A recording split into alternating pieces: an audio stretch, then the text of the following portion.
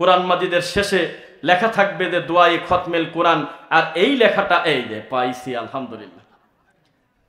দেখেন তো এই পৃষ্ঠায় যে লেখা, এই একেবারে ছোট ছোট লেখা না, এটা কিন্তু আপনি ভুল করে বুঝবেন না, কিন্তু এখানে দেখেন লেখা স্পষ্ট, বিসমিল্লাহির রহমানির রহিম কুল আউযু বিরাব্বিল ফালাক মিন শাররি মা খালাক। কিন্তু একটা নতুন মানুষকে যদি এইটা পড়তে দেন দুআয়ে খতমেল কোরআন, বেচারা বিপদের শেষ নাই। দেখেন কত পেছানো, কি একটা বিপদ, কি একটা টেনশন ঘাড়ে দিয়ে রাখছে। মহিলারা খুব টেনশনে আছে, বিপদে আছে। এই জিনিস আমার কাম না, এটা হলো হুজুরকে দিয়ে ডেলিভারি দেওয়ার কাম। আল্লাহ তার কোরআন মাজিদকে নাম দিয়েছেন কোরআন মাজিদ, কোরআন কারিম। কোরআন মাজিদ নিজেই তার কোরআনকে নাম দিচ্ছে বাল হুয়া কুরআনুম মাজিদ, বাল হুয়া কুরআনুম ইন্নাহু লাকুরআনুম কারিম। কোরআনকে মাজিদ বলা হচ্ছে, কারিম বলা হচ্ছে। যতদিন কোরআনের গায়ে মাজিদ ছিল, যতদিন কোরআনের গায়ে কারিম ছিল, ততদিন পর্যন্ত তাবিজের কিতাব এটা ছিল না। যখন ইবলিস এই মাজিদ কথাটা কেটে দিয়ে, কারিম কথাটা কেটে দিয়ে শরীফ কথাটা ঢুকায় দিল, তখন কোরআন মাজিদের প্রথম 2-3 পৃষ্ঠা খুললে দেখা যায় তাবিজের নকশা পাওয়া যায়। এটাতে নাও থাকতে পারে, তবে সমাজে আছে কিনা বলেন? এই কয়েকটা পৃষ্ঠা কাটা, এটা ওই কোরআনটা অসম্পূর্ণ দেখেন না, এটা কাটা দেখতেছি, 3টা পৃষ্ঠা নাই, থাক লাগবে না। কোরআন ছিল কারিম, কোরআন ছিল মাজিদ। ততক্ষণ পর্যন্ত কোরআন মাজিদের গায়ে মানুষের তৈরি করা মিথ্যা কথা ছিল না। 7 3 4 2 6 9 8 5 4 7 3 2 এভাবে 7-8টা নকশা দিয়ে নিচে লেখা। এইটা যদি গর্ভবতী মায়ের মাজার সাথে ঝুলে দেওয়া হয় প্যাকেট করে, তাহলে তার বাচ্চা ডেলিভারির সময় সে ঠিক পায় না। নাউজুবিল্লাহ বললেন না? কোরআন মাজিদ শেষ করার পরে একেবারে শেষের পৃষ্ঠায় লিখে দিয়েছে দুআয়ে খতমেল কোরআন, কোরআন খতম পড়ার পরের দোয়া। স্বাভাবিকভাবে কোরআন মাজিদটা মহিলা মানুষ বেচারা পড়ে ফেলছে, আর ইবলিস শয়তান কত বড় চালাক, যেটা কোরআন না কোরআনের দোয়া মনে করে চালায় দিতে চাচ্ছে, ওইটা লেখা হলো খুব পেঁচায় পেঁচায় লেখা। আলহামদুলিল্লাহি রাব্বিল আলামিন সোজা কথা, আলিফ লাম মিম যালিকাল কিতাব সোজা কথা, হা মিম সোজা কথা, কিন্তু দোয়াটা লেখছে পেছায় পেছায়। এখানে একটু সিন্ডিকেট রেখে দিয়েছে। একটা মহিলা কষ্ট করে কোরআন মাজিদ সারা মাস 6 মাস ভরে খতম দিল। এখন এই মহিলার ধারণা আমার এই খতম বেশি দূর যায় নাই, উপরে যাওয়া তো দূরের কথা, সামিয়ানাই পার হয় নাই। এখন তার মাথার ভিতরে ঘুরতেছে, আমি তো খতমের দোয়া শেষ করি নাই। আমি যেহেতু খতমের দোয়া শেষ করি নাই, তাহলে খতম মনে হয় আল্লাহর কাছে বক্সালো না। এটা বক্সাবে কিভাবে? 2000 টাকা দিয়ে, 10 কেজি জিলাপি দিয়ে জুমার নামাজের দিন হুজুরকে বলতে হবে অমুকের বেটার বউ 2 খতম পড়ছে তার চাচা শ্বশুরের জন্য। নাউজুবিল্লাহ, নাউজুবিল্লাহ। অথচ মানুষের তৈরি করা দোয়া এখানে আমি আছে কিনা জানি না, তবে থাকলে আপনাদের দেখাতে হয়তো ভালো হতো, না থাকলে আলহামদুলিল্লাহ সুম্মা আলহামদুলিল্লাহ। কোরআন মাজিদের শেষে লেখা থাকবে যে দুআয়ে খতমেল কোরআন, আর এই লেখাটা এই যে পাইছি আলহামদুলিল্লাহ। দেখেন তো এই পৃষ্ঠায় যে লেখা, এই একেবারে ছোট ছোট লেখা না, এটা কিন্তু আপনি ভুল করে বুঝবেন না, কিন্তু এখানে দেখেন লেখা স্পষ্ট, বিসমিল্লাহির রহমানির রহিম কুল আউযু বিরাব্বিল ফালাক মিন শাররি মা খালাক। কিন্তু একটা নতুন মানুষকে যদি এইটা পড়তে দেন দুআয়ে খতমেল কোরআন, বেচারা বিপদের শেষ নাই। দেখেন কত পেছানো, কি একটা বিপদ, কি একটা টেনশন ঘাড়ে দিয়ে রাখছে। মহিলারা খুব টেনশনে আছে, বিপদে আছে। এই জিনিস আমার কাম না, এটা হলো হুজুরকে দিয়ে ডেলিভারি দেওয়ার কাম। অথচ আমরা জানি কেউ যদি পড়ে আলিফ, আল্লাহর কসম, আল্লাহর কসম নবী বলেছে মান করা আল কুরআন বিল হারফ, কেউ যদি কোরআনের একটা হরফ মুখ দিয়ে পড়ে ফালাহু আশরু আমসালিহা, আল্লাহ তার 10টা প্রতিদান দেয়। টিউবওয়েলের পানি দিয়েও সিরা ভিজালে খাওয়া যায়, আবার গাভীর সেনা দিয়েও সিরা ভিজালে ভিজে যায়। দুইটাই খাবেন না কি দিয়ে ভেজালো সেটা আসল কথা। কি দিয়ে ভেজালো সেটা আসল কথা, ভেজাটা বড় কথা নয়। আমাকে এই দায়িত্ব দেওয়া হয় নাই তুমি মিথ্যা কথা বলে আমার নবীকে বড় করো। আমাকে বলা হচ্ছে কোরআন মাজিদ পড়ে, হাদিস পড়ে আমি আল্লাহ যে নবীকে সম্মান দিয়েছি সেই কথা তুমি মানুষের কাছে বলে দাও। সমস্ত কাফের যেমন এক, আহলে হাদিসদের বিরুদ্ধে সব বেদাতি এক। কেবল ওরা কামরা কামরি করতেছে। কেবল হলো এক বেদাতি আর এক বেদাতিকে বলতেছে যে তুই কাফের। কেবল এক বেদাতি বলল যেই বিয়েতে গান বাজনা বাজে না সে বিবাহ বলে হারাম। দেখছেন, ওই বেদাতিকে আর এক বেদাতি বলতেছে যে তুই হলো কাফের। ওরা যখন কামরা কামড়ি করে একে অন্যকে কাফেরের নিচে গালি দেয় না, কিন্তু আহলে হাদিসের মসজিদ ভাঙার সময় সব বেদাতি এক হয়ে যায়। বলেন আমি মিথ্যা বলতেছি? শাহজালালের মাজারে কিন্তু সব হুজুর সেজদা দেয় না, কিন্তু প্রশ্ন যখন আসে তাকওয়া মসজিদ ভাঙা লাগবে অথবা তাকওয়া মসজিদের ভাইয়েরা যখন একটা ভালো ইসলামী সম্মেলন করবে এটা বন্ধ করতে হবে, তখন সব বেদাতি রাতারাতি এক, অথচ একে অন্যকে কাফের পর্যন্ত বলে। বোঝা যাচ্ছে কিনা? যদি এখন আপনি চরমোনাইকে বলেন যে আপনার ডান পাশে আছে এক বোতল বিষ, আপনি কি বিষ খাবেন না কুতুববাগকে ভালো বলবেন? বলবে বিষ খাম মরে যায়, কুতুববাগ খারাপ, আমি ভালো। আমার মনে হচ্ছে যে আপনাদের কমন সেন্স ভালো, জ্ঞান ভালো, বিদ্যা ভালো, বুদ্ধি ভালো। আসতে শুনলাম এই পল্লীর সাথে শিক্ষিত মানুষের বেশি বসবাস, আলহামদুলিল্লাহ, যার কারণে আপনারা যোগ্য মানুষকে প্রধান অতিথির চেয়ার দিয়েছেন। প্রধান অতিথি মাইক পেলে মানুষকে কষ্ট দেয়, আর আপনাদের সম্মানিত ব্যারিস্টার সাহেব সালাম দিয়ে শুধু দুইটা কথা বলেই তিনি মাইক ছেড়ে দিয়েছেন। উনি একজন বিচক্ষণ মানুষ, আলহামদুলিল্লাহ। উপস্থাপক আরো অন্যান্য দায়িত্বশীল যারা রয়েছেন সরাসরি এই কাজের সঙ্গে, আল্লাহ তুমি সকলকে কবুল করো, আল্লাহুম্মা আমিন। আমার পূর্বে কথা বলেছেন আমাদের সম্মানিত প্রিয় ভাই শেখ এস এম শামসুর রহমান সাইফি, বলিষ্ঠ কণ্ঠে তিনি কোরআন সুন্নাহর কথা বলেছেন। আল্লাহ তুমি তাকে এলেমে বারাকা দান করো, আল্লাহুম্মা আমিন। আপনাদের সামনে আমরা কিছু বিষয় আলোচনা করব দিনের, যদি আল্লাহ সুযোগ দেন। প্রথমে আপনাদের কিছু স্বীকারোক্তি নিয়ে নেই। বাজারে যখনই একটা ভালো পণ্য আসে, মার্কেট ভালো হওয়ার সাথে সাথে তার ভেজাল পণ্য বাজারে ছাড়ে কিনা বলেন? মাত্র কয়েকদিন আগে আমরা দেখেছিলাম হানিকম নামে একটা রুটি, এটা খেতে খুব ভালো লাগতো, মজা লাগতো। পরে একদিন যায় দেখি হানি বান হয়ে গেছে। তারপরে কিছুদিন দেখতাম যে লেক্সাস নামে একটা বিস্কুট, এটা খেতে খুব মজা লাগতো, উইদাউট সুগার, সবজি বিস্কুট নামে মানুষের কাছে পরিচিত। এটা মোটামুটি আমরা দেখলাম। হঠাৎ করে বাজারে যায় দেখি যে ওই বিস্কুটের শরীর একবারে শুকিয়ে গেছে, ভিতরে দুইটা কম। কত গ্রুপ, কত কোম্পানি যে নকল বের করছে তার আর হিসাব নাই। প্রত্যেকটা জিনিস বাজারে যখন ভালো একটা প্রভাব ফেলে, তার নাম ব্যবহার করে ভেজাল কোম্পানি এই সুযোগ নেয় কিনা বলেন? নেয় কিনা? এখনো পর্যন্ত আপনি যদি সিটি গোল্ড কানে দিয়ে এদিক দিয়ে ঘোরেন, মানুষের এত বেশি দৃষ্টিতে লাগবে, আসল গোল্ড এত সুন্দর চকচক করবে না। তো এটা হলো ক্রিয়া প্রতিক্রিয়া, নেগেটিভ পজিটিভ। সারাটা জীবন ছিল ফেক আর আসল। ঠিক তেমনি আল্লাহর ওহী একটা আছে, আল্লাহর পক্ষ থেকে আসে, আর একটা আসে শয়তানের পক্ষ থেকে। কিসের পক্ষ থেকে? আল্লাহর পক্ষ থেকে এসেছে হলো দরুদ। মান সাল্লা আলাইয়া ওয়াহিদাতান সাল্লাল্লাহু আলাইহি আশার। একবার যদি কেউ রাসূলের প্রতি দরুদ পড়ে তো 10টা রহমত পেয়ে গেছে। অফি রাওয়ায়াতিন, অন্য হাদিসে আছে আল্লাহ তার 10টা গুনাহ ক্ষমা করে দিয়েছে। আরেক বর্ণনায় যে শুধু ক্ষমা করে নাই, এই লোকটার মর্যাদা আগের থেকে 10 গুণ বেড়ে গেছে। সুবহানাল্লাহ, 10টা মর্যাদা বেড়ে গেছে। এটা আসছে কার পক্ষ থেকে? কথা বোঝে না, আল্লাহর পক্ষ থেকে। এইটা যেহেতু খুব জনপ্রিয়, মার্কেট পেয়ে গেল। আল্লাহকে যারা ভয় করে তাদের কাছে একটা মার্কেট আছে, তাদের আত্মার একটা বিষয় ইমানের সঙ্গে জড়িত যে আমার রাসূলের প্রতি দরুদ পড়তেই হবে। যেই মজলিসে ঘন্টার পর ঘন্টা আল্লাহর প্রশংসা হলো, কিন্তু আমার রাসূলের উপরে একবারও সালাতু সালাম পড়া হলো না, এটা একটা অসুস্থ মজলিস। তো শয়তান দেখলো যে তাহলে আমার কাজটা কি? এটা তো একটা প্রতিষ্ঠিত হয়েই গেল। শয়তান এই দরুদটাকে দাফন করার জন্য ওর থেকে বেশি চকচক করা একটা জিনিসের নাম দিয়েছে মিলাদ শরীফ। তো দেখলো এমনি এমনি যদি কাউকে যদি বলা যায় যে তুমি একটু দাঁড়ায় দাঁড়ায় আধা ঘন্টা ধরে কান্নাকাটি করো, মিলাদ পড়ো, এমনি এমনি দাঁড়াতে চাইবে না। তো শয়তান চিন্তা করলো এর ভিতরে কিছু জিলাপি ঢোকা দাও। তো জিলাপি কিছুদিন খাওয়ার পর মানুষের ডায়াবেটিসের পরিস্থিতি এত খারাপ যে আপনি যদি মিষ্টি কারোর বাড়িতেও নিয়ে যান, উনি খুশি হওয়া বাদ দিয়ে রাগ করে। বিয়েই আমার বাড়ি বেশিরভাগ লোকের ডায়াবেটিস, কেউ মিষ্টি খায় না, মহাজালা।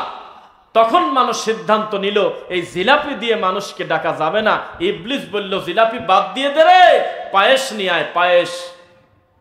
আমরা আমাদের এই দুই চোখ দিয়ে তাকিয়ে দেখেছি মরা এখনো দাফন করা হয়ই নাই, এই লাশ সামনে রাখতেই বলতেছে মাইয়েতের বাড়িতে 3 দিনের দিন আগামী পরশুদিন বাদ জহর তোমাদের মৌতি খানা। তোমরা হলো শকুন, যেহেতু লোকটা মরে গেছে তোমরা গিয়ে মরা খাবে। তখন আমরা বুঝে নিতাম যে সুন্দর গুড়ের বা পাটালির বা চিনির খুব মজাদার টেস্টি আপনার বানাবে, কি ক্ষীর বানাবে, পায়েস তৈরি করবে। কিছুদিন পর এটাও বাজারে খায় না, মানুষ স্ট্যান্ডার্ড হয়ে গেল, শিক্ষিত হয়ে গেল, এই পায়েস মানুষের সামনে দেওয়া যায় না, দেখতে খারাপ। শয়তান বলতেছে করো, খিচুড়ি ঢোকা দিয়ে দাও। খিচুড়ি খেতে খেতে বললে এটাও তো পাবলিকে ভালো জায়গায় চলে না, তখন বললো ওর ভিতরে 2-3 কেজি আপনার ব্রয়লার ছিটায় দাও, যার ভাগ্যে একটু পড়লো না পড়লো চলুক এইভাবেই। সেইটারই একটা চূড়ান্ত রূপ 2024 সালে এখনো মরেই নাই, ছেলে পেলে রেডি, মরলেই 2টা গরু মারবো। আল্লাহর কসম করে বলতেছি ওয়া যায়্যানা লাহুমুশ শাইতানু আ'মালাহুম, আল্লাহর পবিত্র কোরআনে আল্লাহ বলতেছেন নিশ্চয় তাদের আমলকে শয়তান সাজায়ছে। দরুদ শয়তান সাজায় নাই। আমি বক্তব্য দেব, এদের সম্মানিত আলেম সাহেবদের মুখের দিকে মাঝে মধ্যে তাকাবেন, আমি রাইট না রং বলি। শয়তান দরুদ সাজাবে না, জানে যেটা পড়লে তো জান্নাতে চলে যাবে, 10টা গুনাহ ক্ষমা হবে, 10টা মর্যাদা বৃদ্ধি পাবে, 10টা গুনাহ ক্ষমা হবে, 10টা নেকি পাবে। এখানে কোনো জিলাপি ঢুকালো না, ঢুকালো হলো মিলাদ শরীফে, যার চূড়ান্ত ফলাফল হলো জাহান্নাম। এরপরে শয়তান চিন্তা করলো এই জিনিসটা পড়বে কে? এই জিনিসটা তো যদি ভাঙা গলা হয় তো মিলাদে মজা নাই। এই চিৎকার করে দাঁড়িয়ে বলবে হে নবী আপনি মদিনা থেকে সবকিছু পারেন দেখিতে, আমার লাশ কবরে রাখলে নিবেন গো আপন কোলে। অথচ এটা একটা শিরকি কথা। নবী এখানে হাজির নাজির, এই কথা বললে সে মুমিন থাকে না। সব কিছু নবী দেখতে পারেন এই কথা বললে তার ঈমান থাকে না। নবী গায়েবের মালিক এই কথা বললে কোরআন মাজিদের বিরোধিতা করা হয়। তখন শয়তান চিন্তা করলো এমনি এমনি বেসুরা গলায় মিলাদ পড়লে চলবে না, তার গলা হতে হবে রসালো। আল্লাহ ক্ষমা করো, খারাপ জিনিস উদাহরণ দিয়ে বলাও ঠিক না, একটু বোঝানোর জন্য। ইয়া নবী সালাম আলাইকা, কা কিসের এ কা 3 আলিফ টানে কি কামে পাগল? না কোনো হরফের কোনো টাকিয়ের, না কোনো মদ, না কোনো মাখরাজ, না কোনো গুন্না, না কোনো 3 আলিফ 4 আলিফ ইজহার ইদ্দাম ইখলাব কিচ্ছু নেই। যা মনে চাচ্ছে বেসুরা টেনে যাচ্ছে, যার তার কিছু শয়তান খাবে না। শয়তান বলল ব্যক্তির কণ্ঠ যত মিষ্টি তাকে মিলাদে লাগিয়ে দাও। তখন মিলাদে যখন দাঁড়ায় দাঁড়ায় মিলাদ পড়ে, আমি আমার এই 2 চোখ দিয়ে পাবনাতে দেখেছি, ওয়াল্লাহি আল্লাহর কসম, ও রব্বুল কাবা, কাবার মালিকের কসম, ওয়াল্লাযী নাফসি বিয়াদি, যার হাতে আমার প্রাণ আছে, এই রব্বুল আলামিনের শপথ করে বলতেছি, আমি নিজে দেখেছি আমাদের হুজুররা মিলাদ যখন পড়াতো সামনে গলা কাটা মুরগির মতো মুরব্বীরা লাভ দিত, আত্মা তাদের ভরে যেত।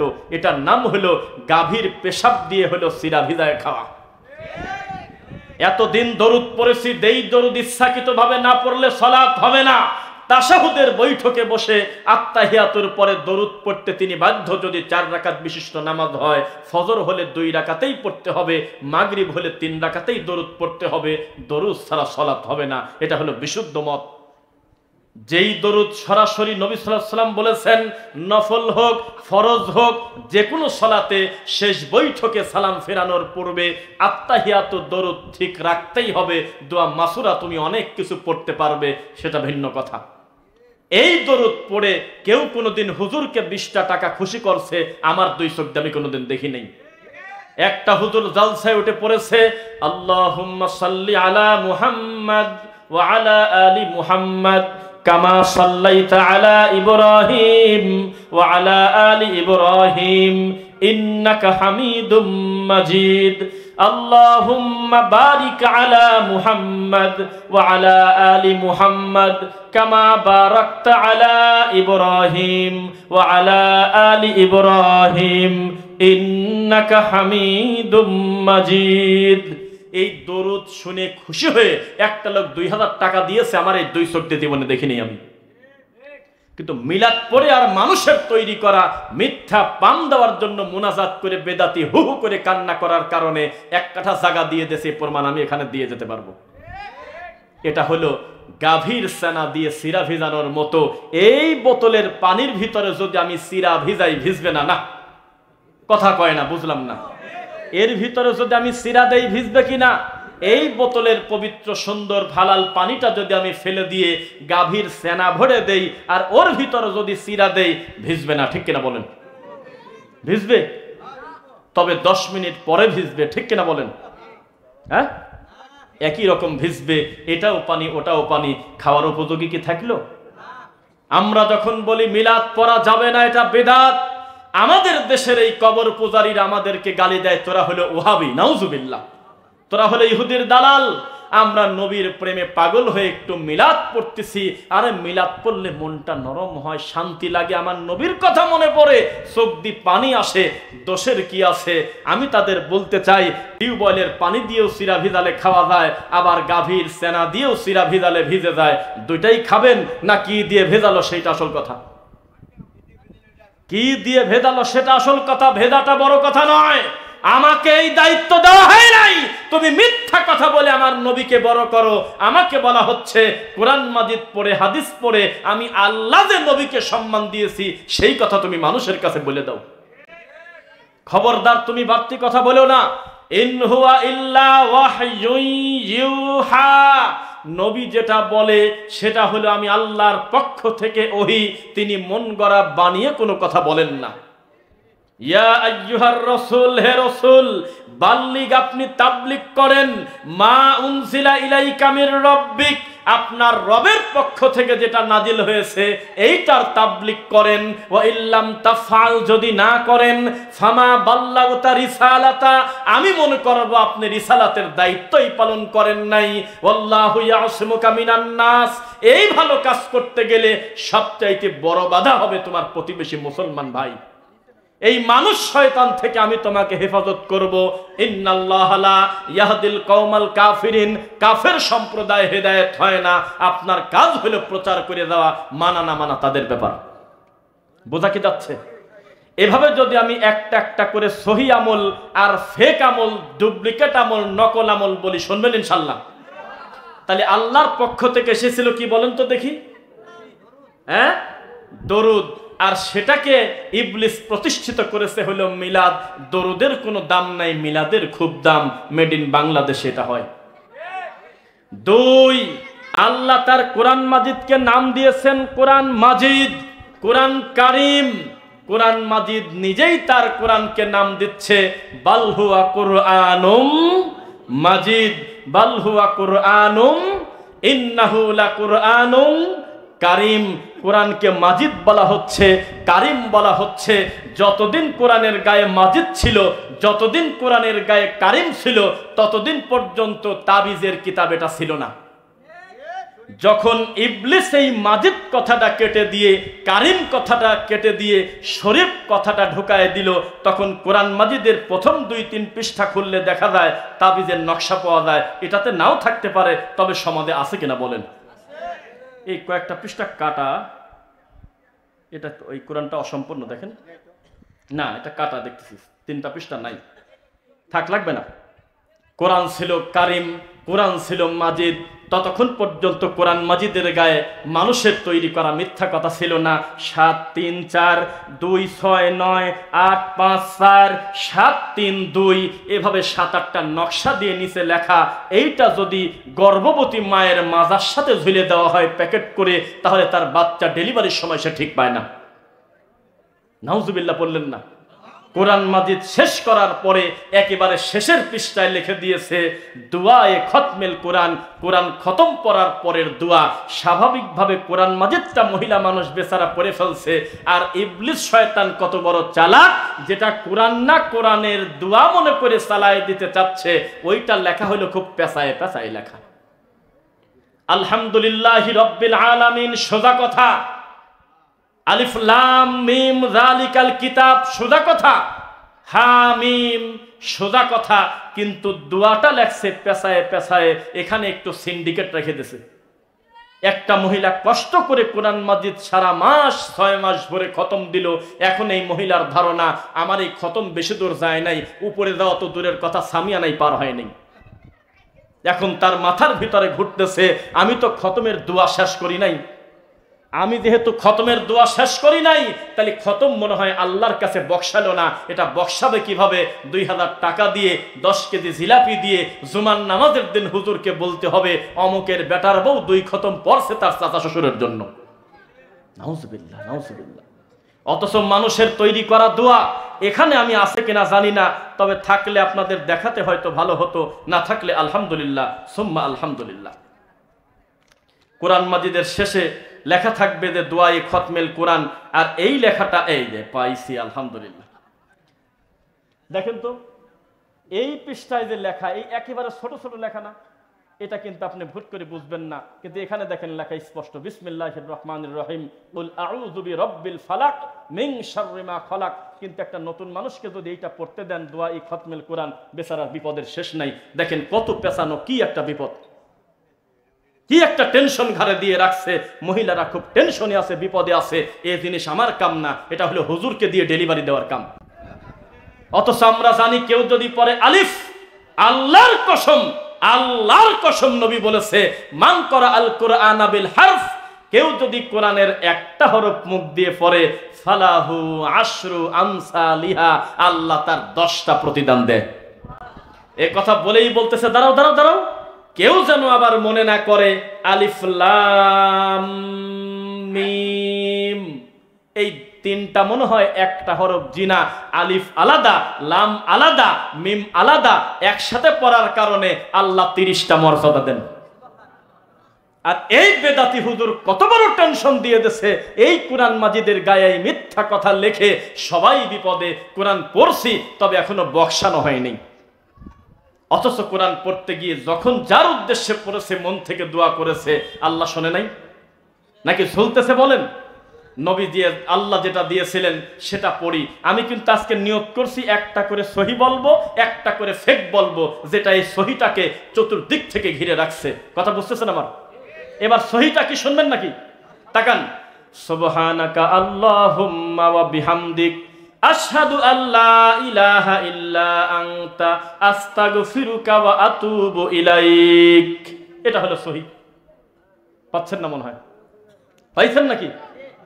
এবার আসেন, সুবহানাকা আল্লাহুম্মা ওয়া বিহামদিক আশহাদু আল্লা ইলাহা ইল্লা আনতা আস্তাগফিরুকা ওয়া আতুবু ইলাইক। এটা হলো মজলিস ভঙ্গের শেষে আমরা পড়ি, আবার কোরআন মাজিদ খতম করেও পড়া যায় শেষ করে। এইটা পড়ার কারণে আল্লাহ মানুষ হিসেবে আমাদের যে ভুলভ্রান্তি অনিচ্ছায় হয়ে গেছে আল্লাহ ক্ষমা করে দেবেন ইনশাআল্লাহ। বোঝা যাচ্ছে নাকি?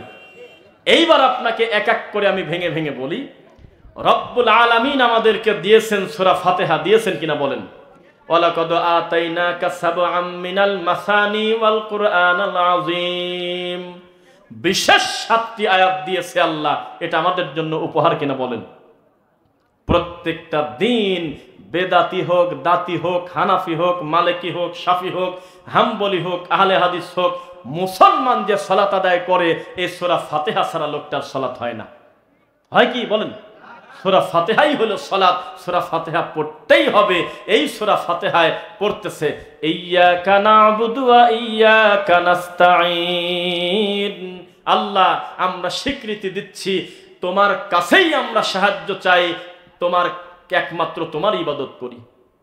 এটা আমরা প্রত্যেকটা সালাতে, প্রতিটা রাকাতে আল্লাহকে শোনাই। কিন্তু সালাম ফেরানোর পরে হাত তুলে বলতেছি, হে রব্বুল আলামিন, খাজা বাবার ওসিলায় আমার একটা মেয়ে দাও। বোঝা কি যাচ্ছে কিনা? আমি আশ্চর্য হই তাদের প্রতি যারা হলো জুমার খুতবা দেখে দেখে পড়ে।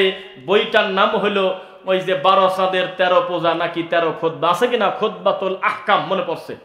এই মানুষের তৈরি করা কিতাব, যেখানে অসংখ্য নবী রাসূলের উপরে অপবাদ দেওয়া। যদি খুঁজে না পান এই আলেম সাহেবের কাছে নিয়ে আসবেন, উনি সিরিয়ালে বের করে দেবে।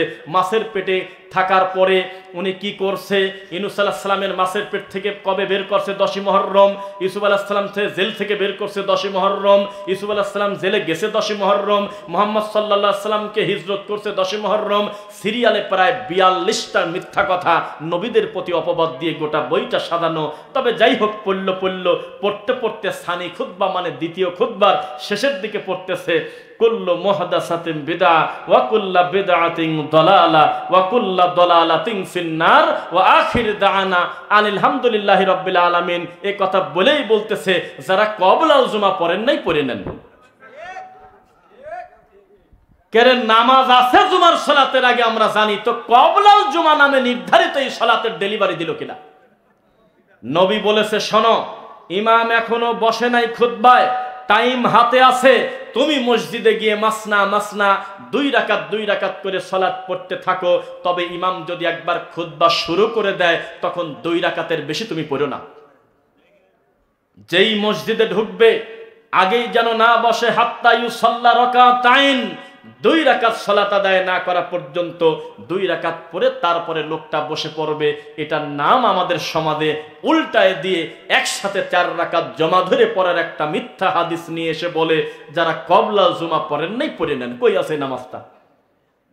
এরপরে বলতেছে যে আপনার কুল্লু বিদআতিন দালালা, এই কথা বলে লোকটা খুতবা শেষ করে বলতেছে নামাজের পরে বসবেন, মিলাদ আছে। কয় কিরে ডাকাত, এ পড়লটা কি মুখ দিয়ে আর বলতেছে কি? এমন একটা জিনিসের দাওয়াত দিচ্ছে যার পরিণামের ব্যাপারে আমার নবী সরাসরি বলছে জাহান্নাম। চুরি করলে হাত কাটার কথা প্রথমে, জাহান্নাম আগে না।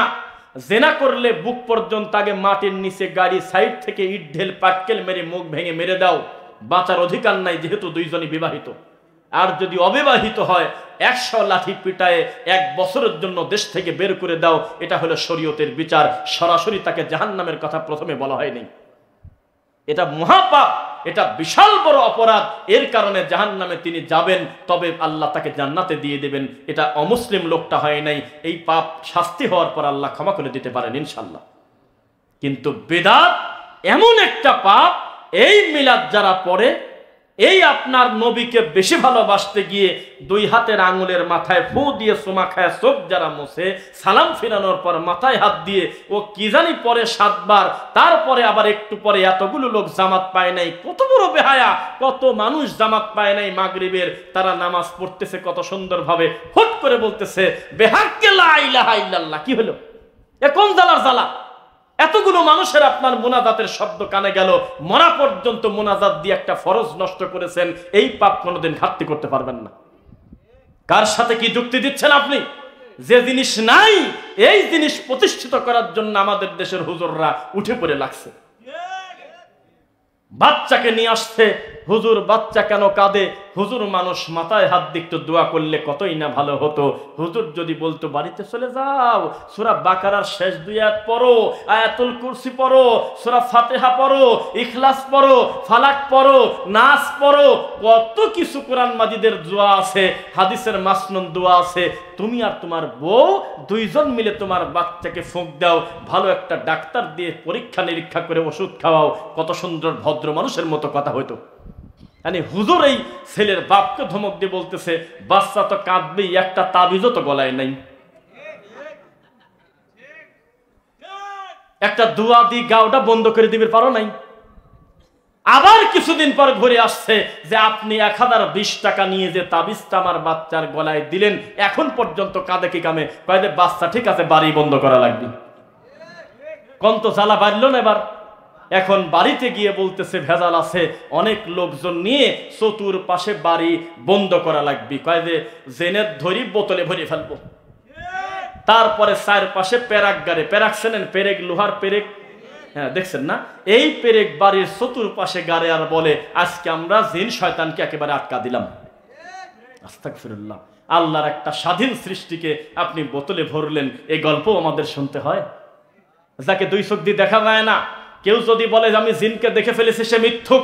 কিন্তু আমাদের দেশের এই মানে কোন হুজুররা তা বলবো না, কিছু কিছু হুজুর খালি মিথ্যা কথা কয়, কয় আমাদের সাথে জিনরা পড়তো। আবার একটা হুজুর তো জালসায় বলছে, নাম বলেন না কিন্তু আমি আল্লাহর কাছে দায়ী হব, এক হুজুর প্রকাশ্যে হারে একেবারে হাজারো জনতার সামনে মাইকের সামনে বলতেছে যে আমাকে জিনেরা দাওয়াত দিয়েছে, আমি ওয়াজ করতে চলে গেছি। শুনছেন? শুনছেন না? আস্তাগফিরুল্লাহ আযীম। পরে কয় যে আমি দেখি ওদের খাওয়া আলাদা, ওদের সিয়ার আলাদা, সবকিছু আলাদা। আমার পরে সন্দেহ হলো ওরা তো জিন। এরকম রোগী হুজুর এই দেশে আছে কিনা বলেন? তাহলে নিরীহ মানুষ কিভাবে আলেমদের প্রতি ভক্তি আনবে, আল্লাহর কোরআন সম্পর্কে ভালো বুঝবে? বলা উচিত ছিল, হে পৃথিবীর মানুষ শোনো, লোকমান কিন্তু নবী নাকি আল্লাহর বান্দা, ভালো বান্দা, এ ব্যাপারে আমরা ক্লিয়ার বলতে পারতেছি না। তিনি নাবিয়ান আও আবদান সালিহান, আল্লাহ ভালো জানে। তবে তার নামে কোরআন মাজিদে একটা সূরা আছে, সুবহানাল্লাহ। তিনি তার সন্তানকে শিরিক থেকে বাঁচানোর দাওয়াত দিচ্ছে। ইয়া বুনাইয়া লা তুশরিক বিল্লাহ, হে আমার কলিজার টুকরা সোনা বৎস আব্বা, খবরদার তোমার রবের সাথে কোনোদিন শিরিক করো না। আপনার বাচ্চার কপালে এখনো পর্যন্ত কালো টিপ আছে। কালো টিপ দিয়েছেন কেন? জবাব দেন। আপনি বলতেছেন যে টিপ দিলে নজর লাগে না। নাউযুবিল্লাহ মিন যালিক। কথা বুঝতেছেন আমার? তারপরে কিছু মানুষ তাবিজ আর নেয় না, তখন ওই গাছের বাকল নিয়ে এনেছে মাজার সাথে। তা আমরা যখন বলি যে বাবা এটা খোলেন, কয় পাগল নাকি, এটা তো তাবিজ না, এটা হলো গাছ।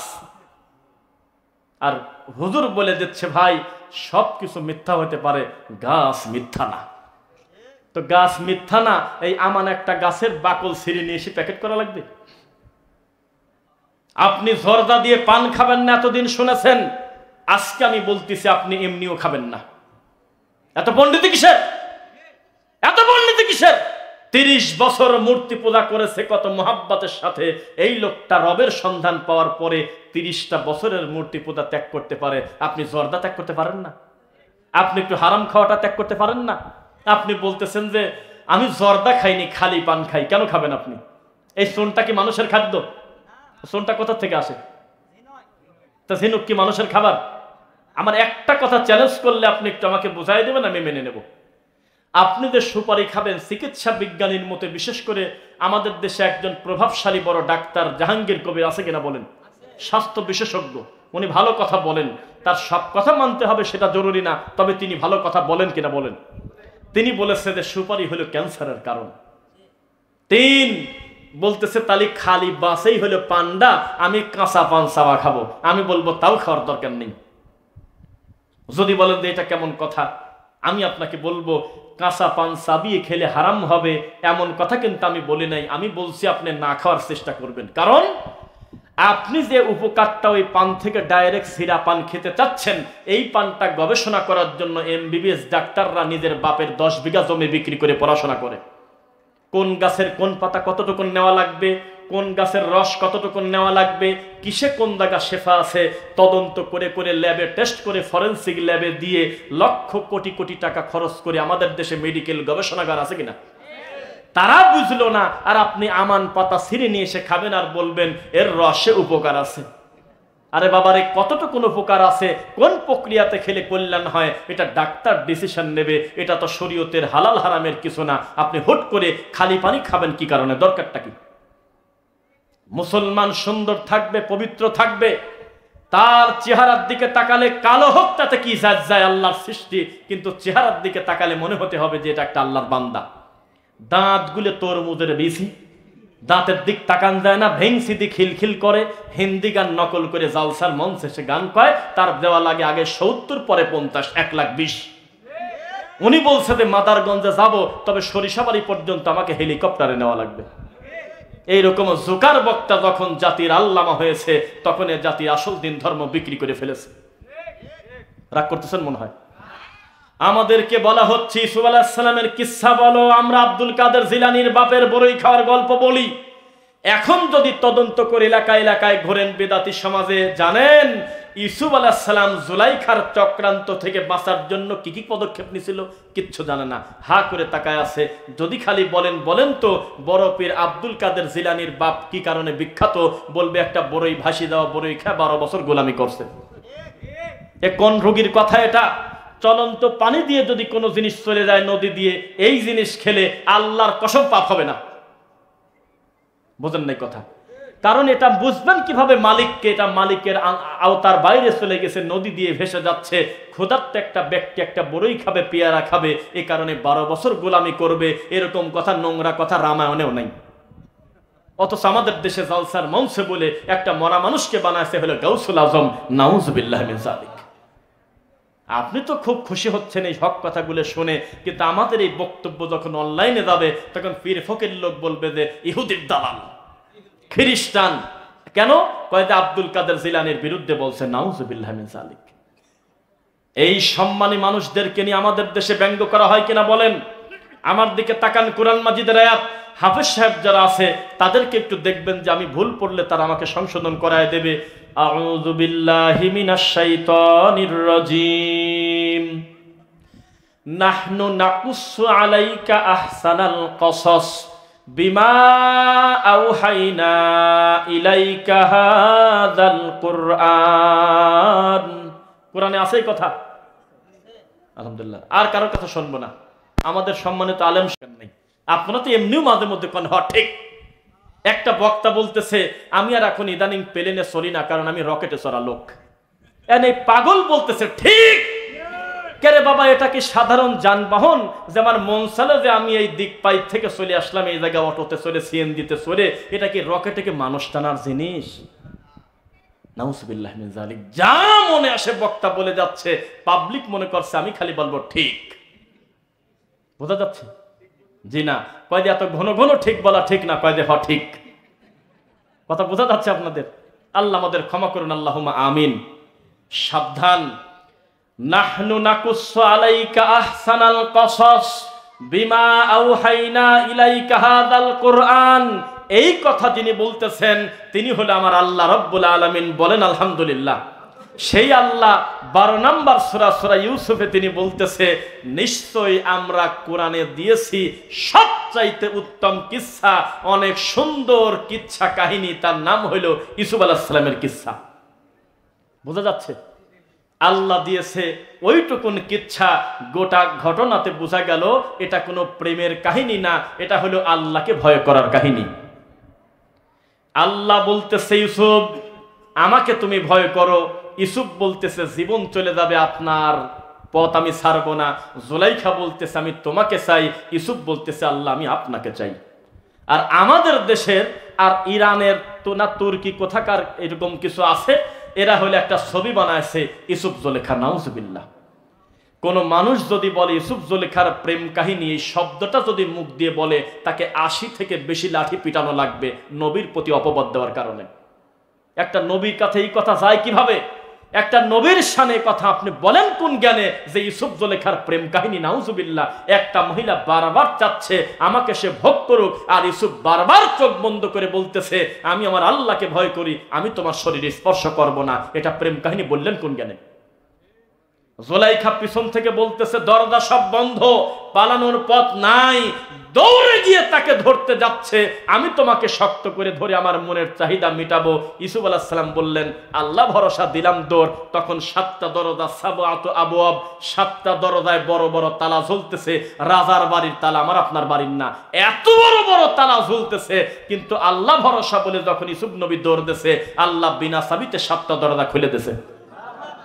আর আপনি কত খারাপ, আপনি ইউসুফ জুলেখার প্রেম কাহিনীর বই কেনেন আর হলো সিনেমা হলে যায় ছবি দেখেন। নাউজুবিল্লাহ। তাহলে আল্লাহ দিয়েছে আল্লাহকে ভয় করার কাহিনী। এই কাহিনীটাকে ব্যঙ্গ করে ঠাট্টা করে মুসলমান নামধারী টুপিওয়ালা দাড়িওয়ালা হুজুর পর্যন্ত ইউসুফ জুলেখার প্রেম কাহিনী নামক গল্প দিয়ে 3-4 ঘন্টা ধরে তাফসীর করে। এমন কথা আমাদের দেশে হয় না? হয় না? রাগ করতেছেন মনে হয়। আমি শুধু বলতে চাচ্ছি আজকে পুরো বক্তব্যে আল্লাহ দিলটা কি আর আপনি করলেনটা কি। আল্লাহ দিয়েছে ফরজের এমন বিধান, ইযা উকিমাতিস সালাহ ফালা সালাতা ইল্লাল মাকতুবা। একবার যদি আল্লাহর ঘরে ইকামত শুরু হয় অথবা কোথাও ইকামত শুরু হয় কোন সালাতের ফরজের, আর কোন সালাত নাই ওই সালাত ছাড়া। বোঝা যাচ্ছে না? লজ্জায় নাক কাটা। আপনার মনে হতে পারে আমরা তো এগুলো জানেই। আরে আপনি জানেন তাতে কি? আপনি আপনার এরিয়ার বাইরে মাত্র সামান্য হাফ কিলোমিটার বেদাতি সমাজে যায় দেখেন, ফজরের সালাত পড়তে গিয়ে মানুষগুলো আল্লাহর ঘরে ফরজ জামাত চলতেছে আর বারান্দায় সুন্নাত চালাচ্ছে। আপনি বলেন যে মিথ্যা বলছি? ভিতরে চলে ফরজ, বারান্দায় পরে সুন্নাত। তখন তাকে বলে সুন্নাতের খুব গুরুত্ব আছে, যদি আশঙ্কা করা যায় এক রাকাত আমি পাবো তাহলে আমি সুন্নাত পড়বো। বলছে কিনা? ইবলিস শয়তান, নাউজুবিল্লাহ মিন যালিক। অথচ পৃথিবীর সবচাইতে বড় মুফতি মুহাম্মদুর রাসূলুল্লাহ সাল্লাল্লাহু আলাইহি ওয়াসাল্লাম ফতোয়া দিয়েছেন, যখন ইকামত শুরু হবে আর কোনো সালাত নাই, রুকু থাকলে রুকু বাদ, সেজদায় থাকলে সেজদায় বাদ, বসে থাকলে বসা বাদ, দাঁড়িয়ে থাকলে দাঁড়ানো বাদ, সব কিছু বাদ দিয়ে সরাসরি তুমি ফরজে ঢুকে পড়ো, কারণ এখন ডাইরেক্ট চলতেছে আল্লাহর ফরজ। বলেন আল্লাহ দিল কি? আর আমাদের সমাজে আলোটা কমায় নিভায়ে দিয়ে বারান্দায় এসে সুন্নাত পড়তেছে। আবার ইবলিস আরেকটা ডেলিভারি দিয়েছে, বলতেছে শোনো, ওই নামাজ যখন দেখবে যে ফরজ বোঝা যাচ্ছে না আসলে কোন রাকাত পরে ইমাম, তখন তুমি তাড়াতাড়ি করে চোখে মুখে মারিয়ে দাও। মানে সেজদা দিবে তবে তাড়াতাড়ি করে উঠে ফেলবে, আবার চট করে মারিয়ে দিয়ে 1.5 মিনিটে 2 রাকাত শেষ করে তুমি চলে পড়ো আস্তাগফিরুল্লাহাল আযীম। আহলুল হাদিস যারা, সালাফি মানহাজ যারা ফলো করে, তাদের সবচেয়ে বড় সফলতা তারা সালাতে তাড়াহুড়া করে না। তাদের রুকু আলাদা, তাদের সেজদা আলাদা, রুকু থেকে উঠে দাঁড়ানো আলাদা, 2 সেজদার মাঝখানে বসা আলাদা।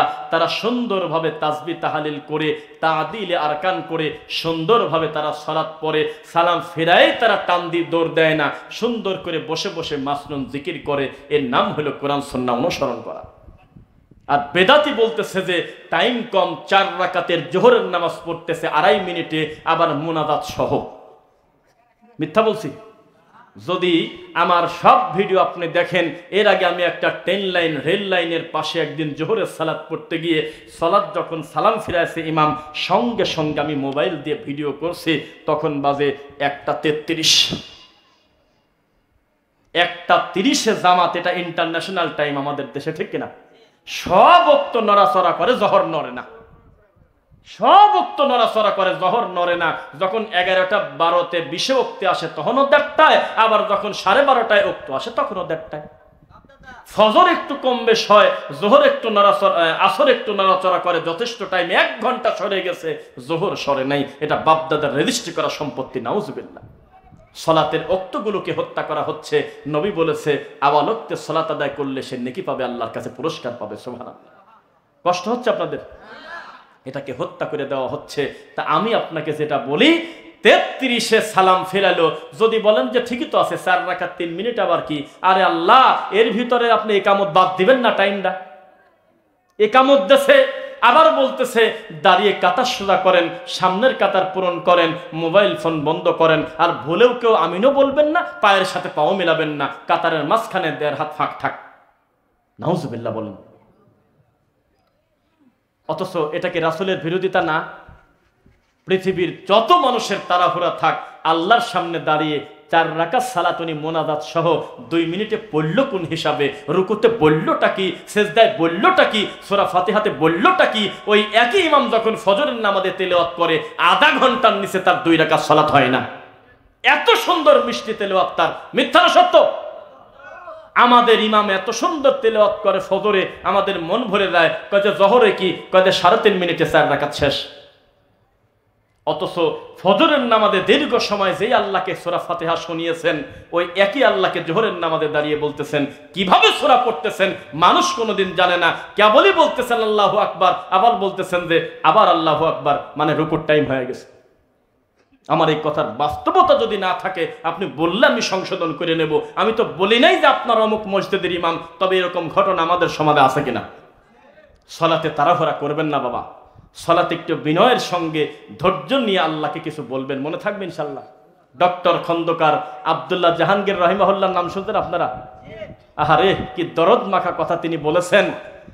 কবর পূজারি, মরা মাজার পূজারি, তার মরা বাবার কবরে সেজদা দিয়ে আধা ঘন্টার নিচে লোকটা মাথা তোলে না, কত ভক্তি নিয়ে কান্নাকাটি করে, চুমা খায় মরা বাপের কবরের পায়া।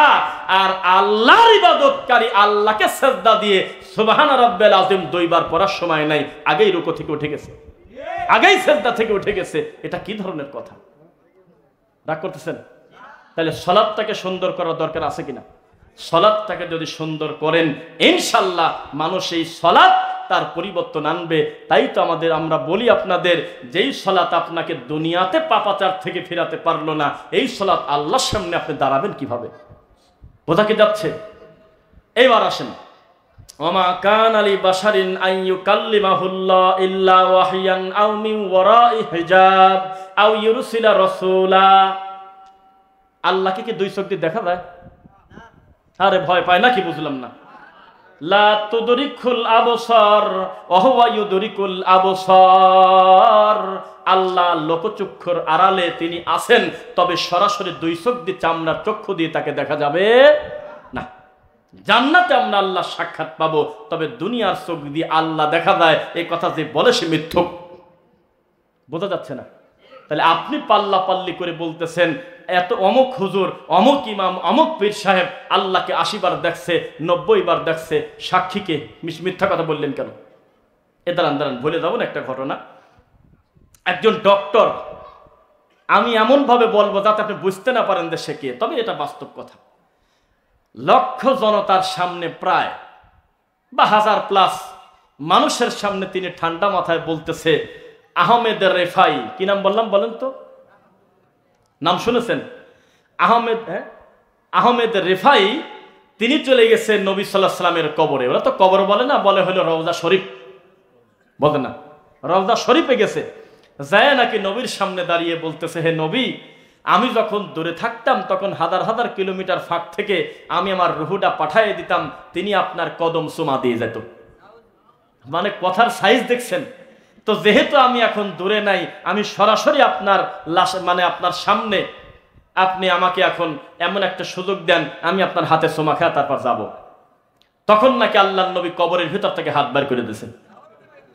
হুজুর দেখছে কিনা? কয় যে 90,000 হাজি। সে 90,000 এখন গুনবে কিনা, সে কবে দেখছে আল্লাহ জানে। আখেরি জামানার ডেট দিয়ে দিয়েছে। হুজুর 2-1 বড় মানুষের নাম নেন তো, কয় যে আব্দুল কাদের জিলানী নিজে দেখছে। নাউযুবিল্লাহি মিন যালিক। এত বড় নোংরা কথা, এত বড় খারাপ কথা, এত বড় মিথ্যা কথা, এত বড় ধোঁকা আপনি আমার রাসূলের সাথে করতে পারলেন?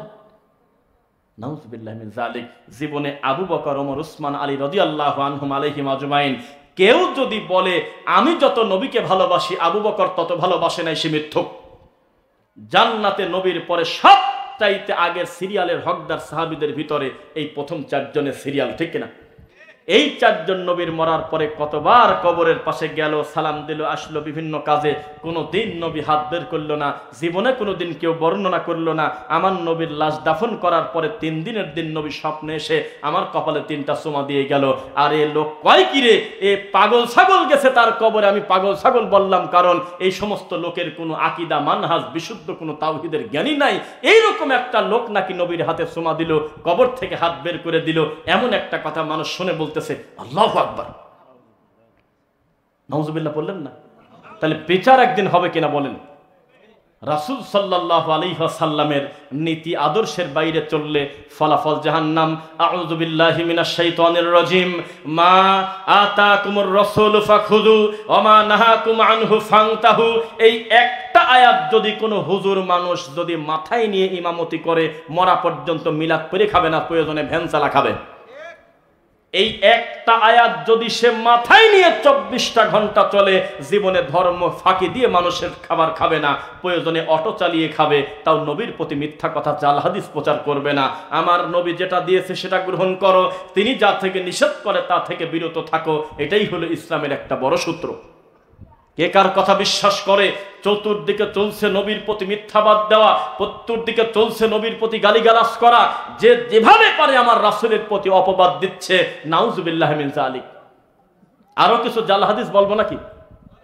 আরো কিছু সমাজে প্রচলিত, একটা বাটনওয়ালা ফোন দিলে সময় দেখতাম, একটা ফোন দেন, এমনি টাইম দেখুন।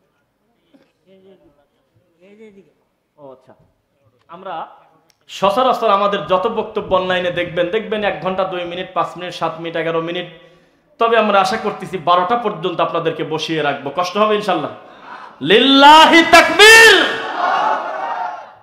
সংখ্যা যাই হোক, তবে জোশ আছে আপনাদের জোশেই তো আপনারা তাকবীর দিয়ে অনেক মিথ্যাকে হক বানিয়ে দেন।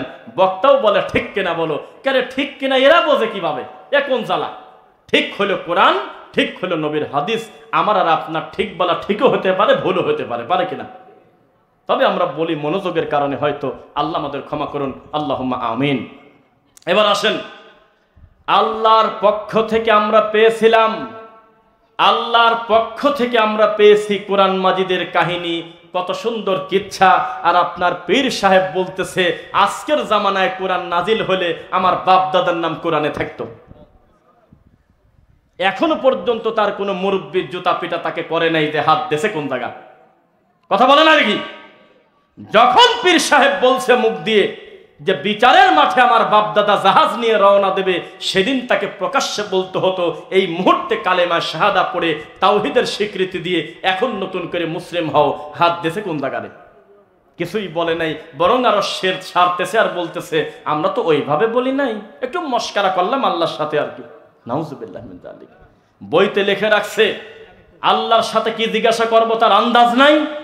এইরকম নোংরা কথা বলে আল্লাহর উপরে যাদের আকীদা, তারা মাহফিল করলে যে পরিমাণ লোক হয়, লোকের কথা বললাম না, তবে যে পরিমাণ গাড়ি হয়, ওই গাড়ি মহাখালী, গাবতলী, আব্দুল্লাহপুর বাস টার্মিনালে এত গাড়ি নেই।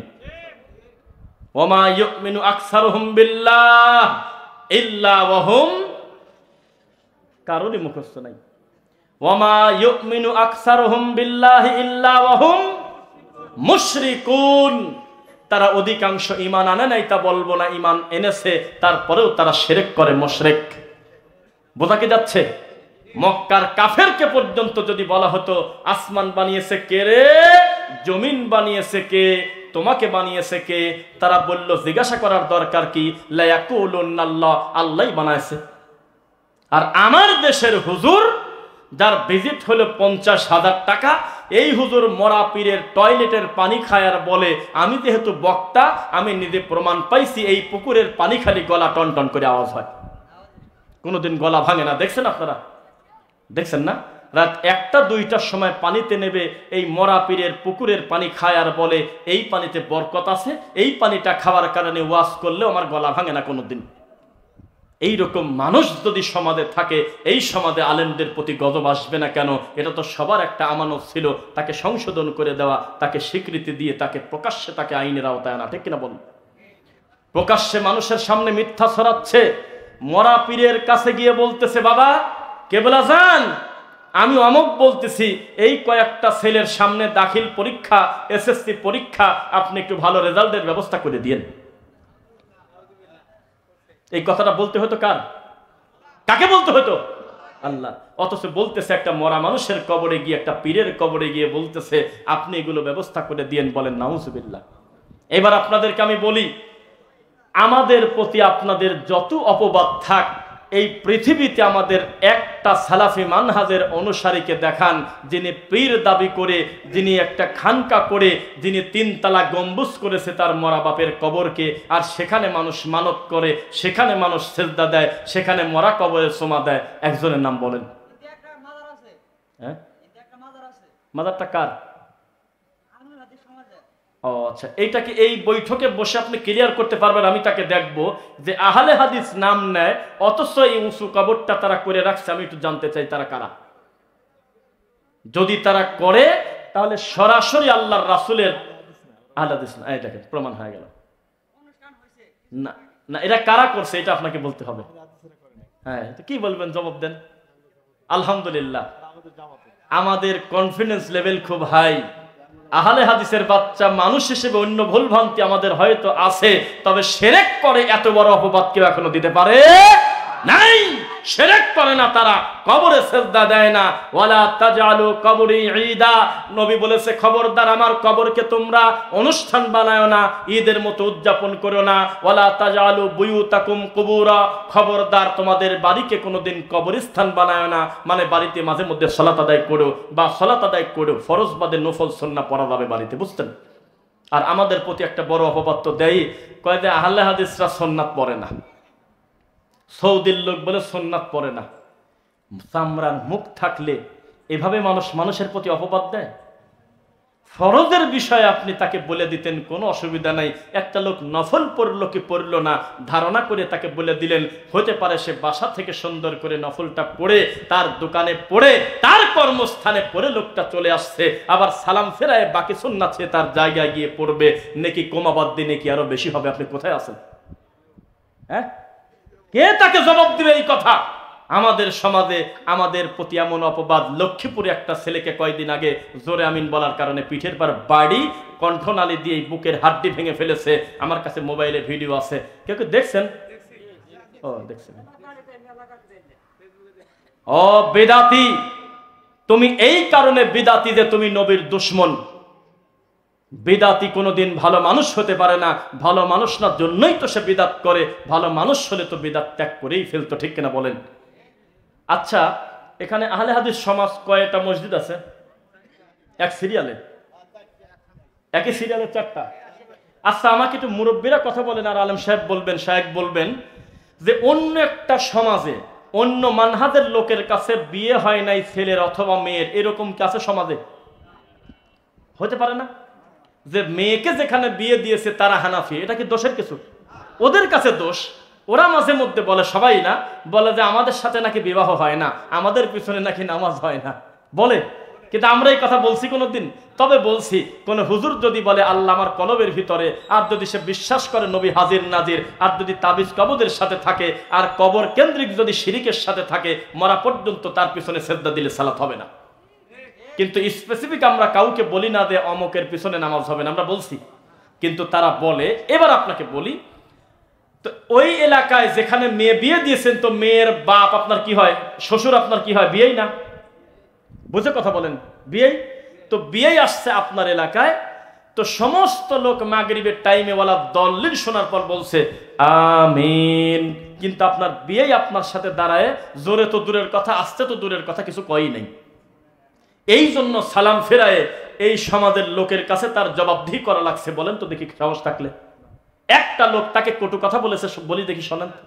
সমস্ত লোক বংশীয় আহলে হাদিস হোক আর যাই হোক, তারা কিন্তু সালাফি মানহাজের হলে তারা কিন্তু পায়ের সাথে পাওটা জমা ধরে সালাত পড়ে। কিন্তু বিয়ে এসে রাগ করে হোক, যেভাবে হোক জিদ করে, যেহেতু তারা হানাফি, তাদের দাবি পাঁচ সাথে পাও লাগালে আমাদের জাত গেল, এটা ব্রাহ্মণ সিস্টেমের কারবার। তো একটু ফাঁক করে দাঁড়াইছে, বিয়ে যত পাও আগায় ও তত আরো টান মারে, আছে কিনা? টান দিয়ে এক হাত ফাঁক করে দাঁড়ায় সালাত পড়ছে। সালাম ফেরানোর পর ইমাম সাহেব তাকে বলছে, হ্যাঁ আপনি কে? আপনি এলাকায় ফিতনা করছেন, সবাই আমরা পাঁচ সাথে পাও লাগাই, আপনি লাগালেন না কেন? একটা মায়ের বেনা থাকলে হাত তোলেন দেখি। কেউ আপনাকে বলছে এমন কথা? কিন্তু এর বিপরীতে আমাদের ভাইয়েরা কাউকে গালিও দিল না, মারলেও না, কাটলেও না, খালি ওয়ালা দল্লিন বলার পর বলছে আমিন। এই কাজ এটা নবীর সুন্নাহ, আপনি না করলে আপনার নামাজ হবে না, এমন কটু কথা আমরা জীবনে বলি নাই। এটা নেকির কম বেশের ব্যাপার। আপনার যদি মনে হয় আমি পড়বো না, ভিন্ন কথা, কিন্তু যেই লোকটা পড়ে তাকে আপনি বলতেছেন উনি হলো ইহুদির দালাল। আপনি একটা মানুষ, আপনাকে যে আমি বলি যে আপনার মতো মুফতির চাইতে ইবলিস খুব একটা বেশি খারাপ না, কাছাকাছি।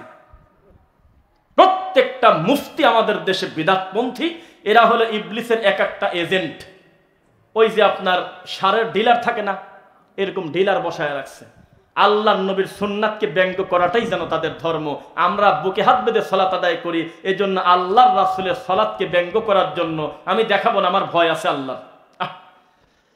ভিতরে খুব খারাপ লাগে, আমার খারাপ লাগে, আমি আল্লাহকে ভয় করি, আমি এই নোংরা কাজ করতে পারবো না। একটা বড় মুফতি, শত শত মুফতি বুকের গলার উপরে হাত বাঁধি বলতে ব্যঙ্গ করে আর বলতেছে ওরা এইরকম করে হাত বাঁধে, অথচ হাজার হাজার মানুষ বসে আছে তার সামনে। এত বড় জায়গার ইমাম, বাংলাদেশে এই বেদাতি মুফতিরা বলে বাংলাদেশে উনি নাকি সবচেয়ে বড় আলেম। সেই লোকটা কয়েকদিন আগে প্রবাসীদের ব্যঙ্গ করছে, দেখছেন কি বলছে? এই তো আপনি বলেন যাতে আমার দোষ না হয়। বলছে তোমরা যাও হলো রিয়াল আনার জন্য, সৌদি আরবে যাও রিয়াল আনতে, আমিন নিয়ে আসো কি কামে? এটা একটা মুফতির মুখের ভাষা। এটা কপাল খারাপ আমাদের, তাকদির খারাপ আমাদের। আমাদের 90% মুসলমান, আপনি বলেন কোন লজ্জা? আমি তো এই কথাই বলে মরি। বলেন কোন সাহসে আপনি যতদিন পর্যন্ত আপনার দাদার উঁচু কবর পিটায় সমান করতে না পারবেন ততদিন নিজেকে ভালো মুসলিম দাবি করেন না। যতদিন বাড়ি থেকে বাচ্চাদের গলা থেকে কোরআনের আয়াত দিয়ে সম্মিলিত তাবিজ কেটে ফেলতে না পারবেন ততদিন সুস্থ আপনি কথা বলেন না কোনোদিন। যতদিন আপনার বাড়ি থেকে পীর ফকিরের নীতি দূর করতে না পারবেন ততদিন নিজেকে ভালো মুসলিম দাবি করেন না কোনোদিন। আকীদা এক, মানহাজ এক, সব এক, ফাদাইলে আমল এক, ফাদাইলে সাদাকাত এক, একই জায়গা থেকে সবকিছু পেয়েছেন। তারপরেও আজকে দুই গ্রুপের মারামারি এমন একটা পর্দায় গেছে যে পরিস্থিতি খুব জটিল ঢাকাতে। এটা কেমন কথা? এখানে আবার কোন আহলে হাদিস আপনাকে মারামারি লাগাইছে? কেউ তো কিছু বলে নাই, তাহলে আপনারা মারামারি করতেছেন কেন? এই গ্রুপ আর এক গ্রুপকে বলতেছে ওরা যদি ঢোকে তাহলে কিন্তু আমরা সরকারকে পতন করে দেব। বিষয়টা কি? এজন্য আমরা বলি কোরআন হাদিস দিয়ে তাবলিগ করবেন, এই তাবলিগ হলো ফরজ, তবে শর্ত হলো কোরআন দিয়ে আর রাসূলের হাদিস দিয়ে তাবলিগ করতে হবে। বোঝা যাচ্ছে নাকি? কোনোদিন আমরা বলি নাই যে মসজিদে থাকো কেন, কোনোদিন আমরা এই লোকটাকে, নিরীহ মানুষকে অকারণে কটু কথা বলি নাই। তবে বলেছি ভাই এর ভিতরে যে জাল হাদিস আছে এটা প্রচার করা যাবে না।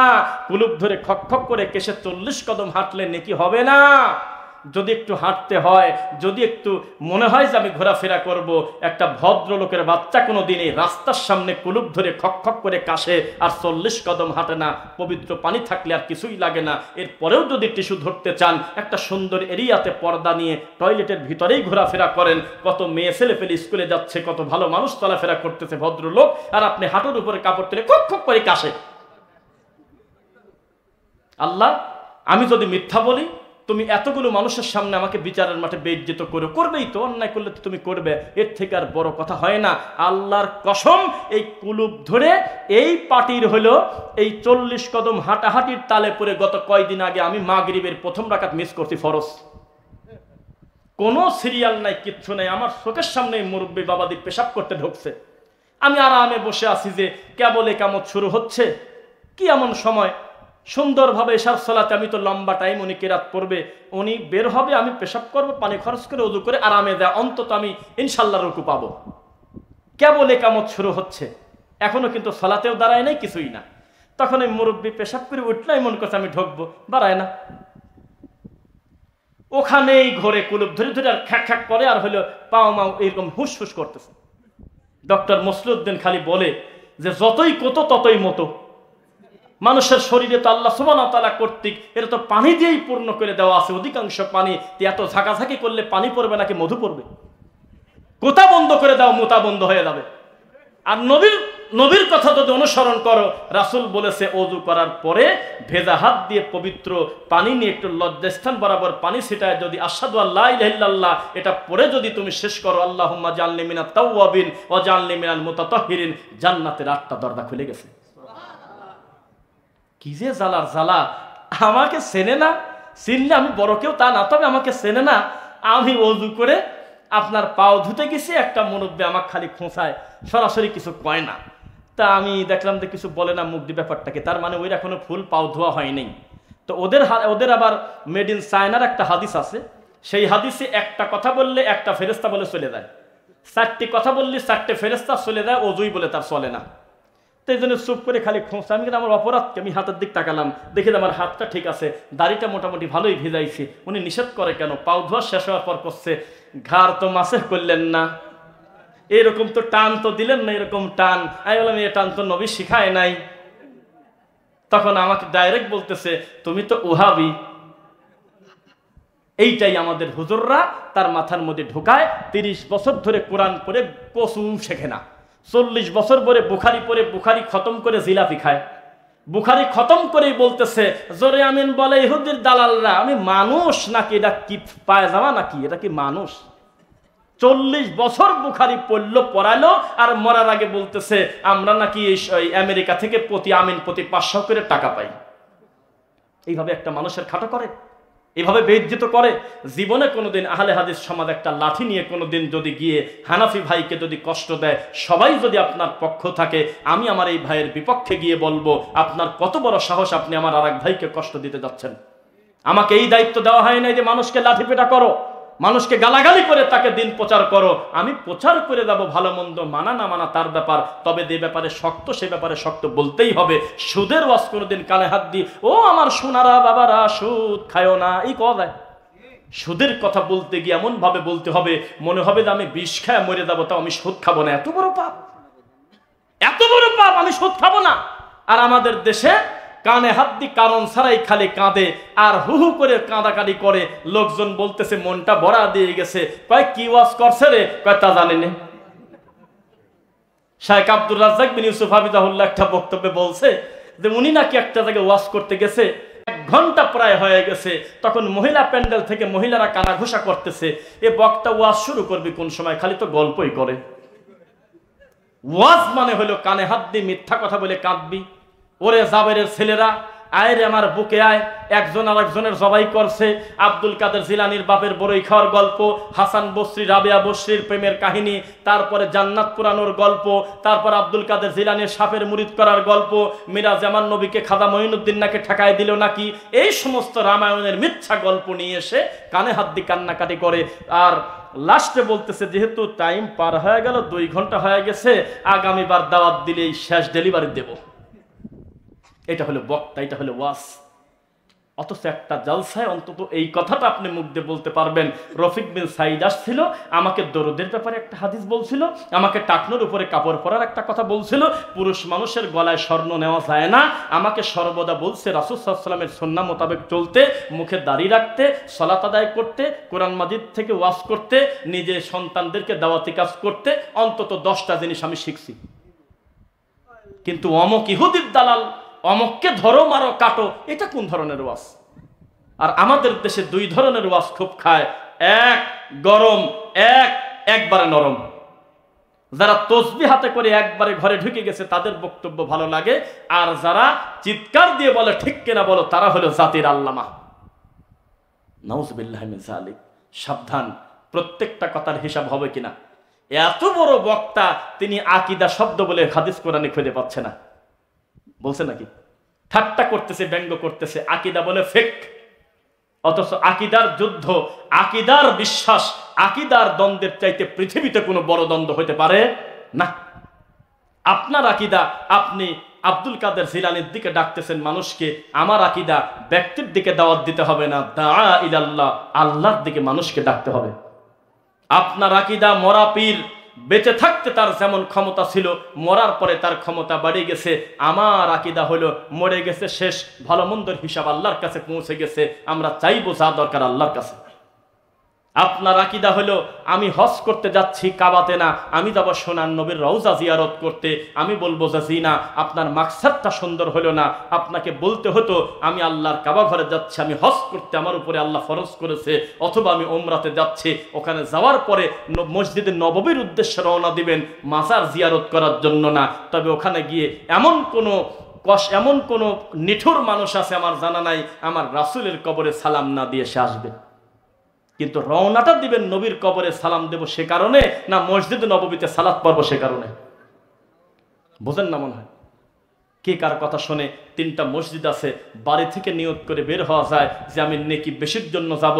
1 কাবাঘর, 2 মসজিদে নববী, 3 বাইতুল মুকাদ্দাস। আর পৃথিবীতে কোনো 4র্থ মসজিদ নাই যেখানে নেকির কম বেশ করা হয়। কে কার কথা শুনে? আরে 200 কিলোমিটার চলে যাচ্ছে মরা পীরের ওই মাজারে। বোঝা যাচ্ছে নাকি? রাগ করতেছেন? কে কার কথা শুনবে? আমাদেরকে যারা উগ্রবাদী বলে, 1 নাম্বার তারা জাহেল এবং জালেম। ইতিহাস সাক্ষী, আহলে হাদিসরা কোনো হানাফি ভাইয়ের মসজিদ ভেঙে দেয় নাই। কিন্তু আপনি কি করলেন? গত পরশুদিন একটা ফরিদপুরে বিরাট বড় কনফারেন্স হওয়ার কথা ছিল। ফরিদপুরে জানেন কি, অনেকগুলো মাদানী আলেম, ডক্টর আলেম, অনেক বিশুদ্ধ আকীদার ভালো ভালো আলেম, এই বেদাতিরা থানায় যা মিথ্যা অভিযোগ করে বন্ধ করে দিয়েছে। তা কি করবেন বলেন? আগেও তো এখনো তাই। মনে রাখবেন, আহলুল হাদিসদের কোনো বন্ধু হবে না। আহলুল হাদিসদের বন্ধু হবে আর এক আহলুল হাদিস ভাই। পৃথিবীতে সমস্ত বিদাতি এক। মুসলিমদের বিরুদ্ধে আল কুফার মিল্লাতা ওয়াহিদা, সমস্ত কাফের যেমন এক, আহলুল হাদিসদের বিরুদ্ধে সব বিদাতি এক। কেবল ওরা কামরা কামড়ি করতেছে। কেবল হলো এক বেদাতি আর এক বেদাতিকে বলতেছে যে তুই কাফের। কেবল এক বেদাতি বলল যেই বিয়েতে গান বাজনা বাজে না সে বিবাহ বলে হারাম। দেখছেন? ওই বেদাতিকে আর এক বেদাতি বলতেছে যে তুই হলো কাফের। ওরা যখন কামরা কামড়ি করে একে অন্যকে কাফেরের নিচে গালি দেয় না, কিন্তু আহলে হাদিসের মসজিদ ভাঙার সময় সব বেদাতি এক হয়ে যায়। বলেন আমি মিথ্যা বলতেছি? শাহজালালের মাজারে কিন্তু সব হুজুর সেজদা দেয় না, কিন্তু প্রশ্ন যখন আসে তাকওয়া মসজিদ ভাঙা লাগবে অথবা তাকওয়া মসজিদের ভাইয়েরা যখন একটা ভালো ইসলামী সম্মেলন করবে, এটা বন্ধ করতে হবে, তখন সব বেদাতি রাতারাতি এক, অথচ একে অন্যকে কাফের পর্যন্ত বলে। বোঝা যাচ্ছে কিনা? যদি এখন আপনি চরমোনাইকে বলেন যে আপনার ডান পাশে আছে এক বোতল বিষ, আপনি কি বিষ খাবেন না কুতুববাগকে ভালো বলবেন? বলবে বিষ খাম মরে যায়, কুতুববাগ খারাপ, আমি ভালো। আর কুতুববাগ দরবার আরেক বাগ দরকার, আরেক পীরের কাছে যায় যদি বলেন ওই পীর ভালো না আপনি বিষ খাবেন, বলবে যে আমি বিষ খাম মরে যাই, তাও ওকে আমি ভালো বলতে পারতেছি না। তাদের ভিতরে এত ব্যবধান। কিন্তু আহলে হাদিসের মসজিদ ভাঙো, আহলে হাদিসের জালসা বন্ধ করে দাও, এই কথা যখন ওঠে সব বেদাতি তাকবীর দিয়ে এক হয়ে যায়। রাগ করতেছেন মনে হয়? একটু খোরাক দিচ্ছে আপনাকে, জাগ্রত সালাফি হতে হবে, মৃত সালাফি হয়েন না গো ভাই। একটু প্রভাব বিস্তার করেন, কোরআন সুন্নাহ মোতাবেক মানুষকে চালান। চলতেছে সমাজে খালি মিথ্যার কথা, চলতেছে যে যত বেশি বেদাত আর শিরক করতে পারে।